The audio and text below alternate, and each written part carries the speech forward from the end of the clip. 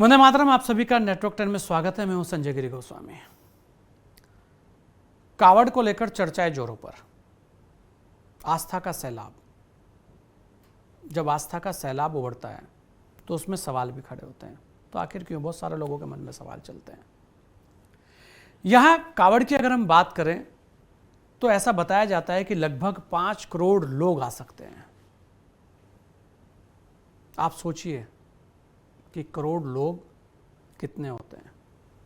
21 से लेकर 2 तारीख तक का ये बड़ा मेला है और सारी जिम्मेदारी जो है वो लगभग उत्तराखंड और उत्तर प्रदेश के कंधों पर आती है। यहाँ के प्रशासनिक सिस्टम के ऊपर आती है। उसके ऊपर जो सबसे बड़ी जिम्मेदारी है वो पुलिस के ऊपर आती है। हरिद्वार से यात्रा का प्रारंभ होता है, मेरठ तक आती है। उसके अलावा भी लोग अपने अपने यहाँ जहाँ जहाँ रहते हैं वहाँ पर कावड़ लेकर जाते हैं। जी हाँ, गंगा जल को लेकर जाते हैं। बीते दिनों ये कावड़ मेला भी चर्चा में है। चर्चा हो भी क्यों ना, आखिर 5 करोड़ लोग जो आ रहे हैं, जब लोग आएंगे तो सियासत तो लाजमी है आना। लेकिन हमें यह भी देखना चाहिए कि जो कावड़ लेने लोग आ रहे हैं उनकी जो आस्था है वो बड़ी है। बहुत सारे लोग नंगे पैर जा रहे हैं। 25-25 किलो 30-30 किलो का वजन वो कंधों पर उठाए हैं। माँ, बेटियां, छोटे बच्चे, हर कोई है। रात में किधर भी सो जाते हैं। ये आस्था ही है। सड़क के किनारे लेट जाते हैं। कोई बहुत बड़ी फैसिलिटी नहीं दे रखी किसी ने उन्हें, या कोई बहुत बड़े उनके लिए फूल बिछा रखे हो। सड़कें वही हैं। धूप उनके लिए भी है, बरसात उनके लिए भी है। और जो किनारे लेटते हैं रात में, वहां पर जल भराव भी उन्हीं के लिए। सब कुछ है। लेकिन जब सियासत होती है तो बहुत सारे लोगों के मन में सवाल भी चलते हैं कि आखिर क्यों। अच्छी बात है कि कावड़ मेले में कम से कम अब फूल बरसाए जाते हैं, बरसने भी चाहिए। भगवान शिव का मेला है। लेकिन यह भी देखना चाहिए कि उन लोगों के अंदर, जो लोग कावड़ लेके जाते हैं, कितना कष्ट वो सहते हैं। बहुत अच्छे अच्छे लोग हैं जो बड़े बड़े शिविर लगाते हैं, लेकिन उसके बाद भी आप सोचिए कि कितना बड़ा एक उद्योग भी मिलता है। ऐसा नहीं है कि उसके अंदर भी जाति धर्म देखा जाएगा या देखा जाता हो। हर किसी को इस मेले से राजस्व प्राप्त होता है।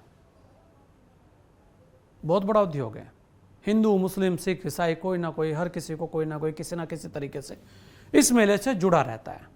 जब ये यात्रा शुरू होती है तो इसके बड़े नियम भी हैं। बहुत सारे लोगों को लगता होगा कि ऐसे ही चल दिए। पता होना चाहिए लोगों को कि इस यात्रा के बड़े कठिन नियम भी हैं। जो लोग कावड़ लेकर जाते हैं वो नियमों में बंधे रहते हैं। ऐसा नहीं है कि कोई भी आया और कावड़ ली और चला गया।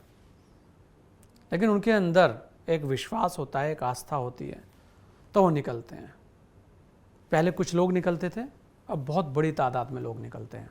हो सकता है कि 1-2% ऐसे लोग हों जो यहाँ पर भी कोई घालमेल करते हों, लेकिन उन 2%, 3% लोगों के लिए हम पूरी यात्रा करने वाले लोगों पर सवाल नहीं उठा सकते।